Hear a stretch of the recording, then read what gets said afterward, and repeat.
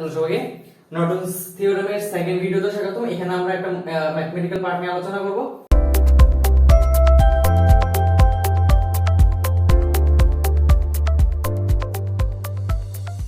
তো এখানে একটা সার্কিট দেওয়া আছে। এই সার্কিটের ক্ষেত্রে বলতেছে যে এই এ আর বি পয়েন্টের এই পাশের অংশটার জন্য একটা নর্টনস ইকুইভ্যালেন্ট সার্কিট বানাইতে বলছে। মানে আমার এই পুরো অংশটা খুলে ফেলতে হবে, এই অংশটা পুরোটা খুলে ফেলতে হবে, বাকি অংশটাকে একটা ইকুইভ্যালেন্ট সার্কিট বানাই ফেলতে হবে।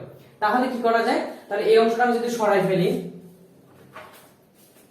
তাহলে আমরা কি দেখবো, এরকম একটা সার্কিট তৈরি হয়। এবার এই সার্কিটটাকে যদি আমি নর্টনস ইকুইভ্যালেন্ট সার্কিটে কনভার্ট করি তাহলে পাবো, তো ফার্স্ট আমাকে কি করতে হবে, আরএন বের করতে হবে। এই আরএন বের করতে হলে কি করতে হয়, সোর্স গুলোকে সরাইতে হয়। তাহলে এখানে একটা ভোল্টেজ সোর্স আছে, একটা কারেন্ট সোর্স আছে। তাহলে দুইটা সোর্স থাকলে কি আগের মতই সেম ভোল্টেজ সোর্সটাকে শর্ট করে দিব। এই জায়গায় আমরা ভোল্টেজ সোর্সটাকে শর্ট করে দিলাম আর কারেন্ট সোর্সটাকে ওপেন করে দিলাম, মানে এটা সরাই ফেললাম আর কি, জাস্ট শেষ। তাহলে এবার দেখবো আরএন এর একবার তৈরি করা, মানে আরএন বের করা একবার সহজ, যে 4 ওহম আর 6 ওহম প্যারালালে সংযুক্ত আছে এ বি এর এগেইনস্টে। তাহলে এটার জন্য যদি বের করি আমরা, আর n ইকুয়াল টু হবে 4 into 6 divided by 4 plus 6, that is 2.4 ohm। ঠিক আছে, দেন Rn পেয়ে গেলাম। এবার হচ্ছে In বের করতে হবে। তা In বের করার জন্য আবার ওই সোর্সগুলোকে সংযুক্ত করে দিই। এখানে আমার ভোল্টেজ সোর্স ছিল 7 ভোল্টের, এখানে একটা কারেন্ট সোর্স ছিল 8 অ্যাম্পিয়ার। তাহলে এই সোর্সগুলো আবার সংযুক্ত করে দেওয়ার পর এবার আমাকে বের করতে হবে In। তাহলে In বের করতে হলে ফার্স্টে কি করতে হবে, আমার যে অংশটার জন্য In টা বের করতে হবে ওইটাকে একটা শর্ট সার্কিট বানাই ফেলতে হবে। এই যে এই জায়গাতে যে কারেন্টটা যাবে সেটাই হচ্ছে In। এখন In বের করতে হবে। একটা জিনিস খেয়াল করে, এখানে কয়টা সোর্স, দুইটা সোর্স। মনে আছে ফার্স্টের দিকে আমি বলছিলাম সোর্স যখন একাধিক থাকে কারেন্ট বের করার ক্ষেত্রে অথবা ভোল্টেজ বের করার ক্ষেত্রে সুপারপজিশন থিওরেম ইউজ করলে সবচেয়ে সহজে করা যায়। তাহলে এখানে আমি একটা যদি সুপারপজিশন থিওরেম অ্যাপ্লাই করি তাহলে এই In এর মধ্যে কি পরিমাণ কারেন্ট যাবে সেটা বের করে ফেলতে পারবো। তাহলে সুপারপজিশন থিওরেম ইউজ করার ক্ষেত্রে আবার যদি খেয়াল করি পাবো যে আমরা এই সোর্স একটা একটা করে কাজে লাগাতে হবে। যখন আমি ভোল্টেজ সোর্সটাকে নেব তখন কারেন্ট সোর্সটাকে সরাতে হবে, কারেন্ট সোর্সটাকে সরাই ফেললাম। এবার ভোল্টেজ সোর্সের জন্য এই আইএনটা কত হয়, তাই না? এখন একটা জিনিস খেয়াল করো, ভোল্টেজ সোর্সটার ক্ষেত্রে এখানে এই 4 ওহম যে রেজিস্টরটা এটা সিরিজে সংযুক্ত আছে, আর এই 6 ওহমের সাথে এই এবি ব্রাঞ্চটা প্যারালালে সংযুক্ত আছে। তাহলে এখানে এবি ব্রাঞ্চের মধ্যে যেহেতু কোনো রেজিস্ট্যান্স নাই, তাহলে পুরোটা কারেন্ট এখান থেকে এসে এবি তে চলে যাবে। এই 6 ওহমের মধ্যে দিয়ে কোনো কারেন্ট যাবে না, তাহলে 6 ওহম বাদ সরাই ফেললাম। তাহলে এই আইএন দেখো তো একটা জিনিস হয় কি, 7 ভোল্ট ডিভাইডেড বাই 4 ওহম। তাহলে এই আইএন ফার্স্ট মানে এই ই এর ক্ষেত্রে মানে ভোল্টেজ সোর্সের ক্ষেত্রে হয় আর কি। তাহলে আইএন প্রাইম লিখলাম আমি এটাকে, IN prime equal to 7 divided by 4। এখানে একটা ভ্যালু পাবো, তো ভ্যালুটা হবে 1.75 অ্যাম্পিয়ার।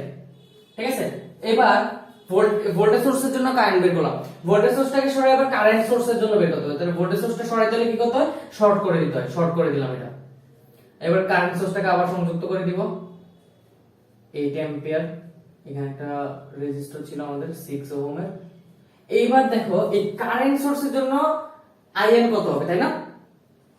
তাহলে একটা জিনিস খেয়াল করো, 4 ওহম, 6 ওহম, এবি ব্রাঞ্চ, তিনটা ব্রাঞ্চ একসাথে প্যারালালে আছে।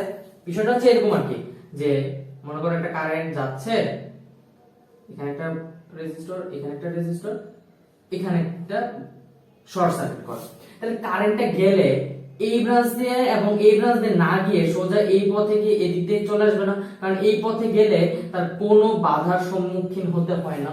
তাহলে সেম বিষয়টা এখানে দেখতেছি, এখানে একটা 4 ওহম রেজিস্টর, এখানে একটা 6 ওহম রেজিস্টর, এখানে একটা শর্ট সার্কিট। তাহলে এই কারেন্টটা এই পথে এসে এদিক দিয়ে যাবে না, এদিক দিয়ে গিয়ে এই ব্রাঞ্চ দিয়ে উপর দিকে গিয়ে চলে আসবে।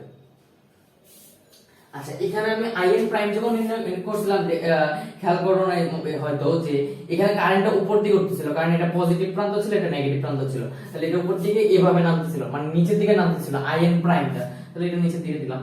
আর এই 8 এম্পিয়ার যে সোর্স, এটার ক্ষেত্রে দেখবো কারেন্টটা উপরের দিকে উঠতেছে, তাহলে এটার ক্ষেত্রে আমি দেখতেছি তাহলে আইএন ডাবল মানে কারেন্ট সোর্সের জন্য এই এবি ব্রাঞ্চের মধ্যে যে কারেন্ট যাবে সেটা হবে কি আইএন ডাবল প্রাইম, সেটা হবে ডাইরেক্ট 8 এম্পিয়ার, কারণ পুরোটা কারেন্টের দিকে চলে যাবে এবং এটা যাবে উপরের দিকে।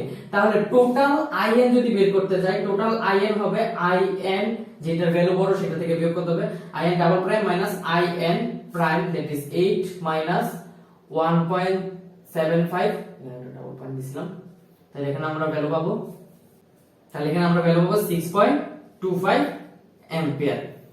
তাহলে আইএন পেয়ে গেলাম, আরএন পেয়ে গেলাম, সিম্পল। এবার সার্কিটটা আবার আগের মতো, এখানে একটা কারেন্ট সোর্স দিব, এখানে রেজিস্টরটা, আর বাকিটা হচ্ছে যে আমার খোলা থাকবে, তাহলে এটা হবে আমার আইএন যেটা হচ্ছে যে 6.25 অ্যাম্পিয়ার, আর এটা হবে আরএন, আরএন হচ্ছে পাইছিলাম 2.4 ওহম, আর এই যে এবি।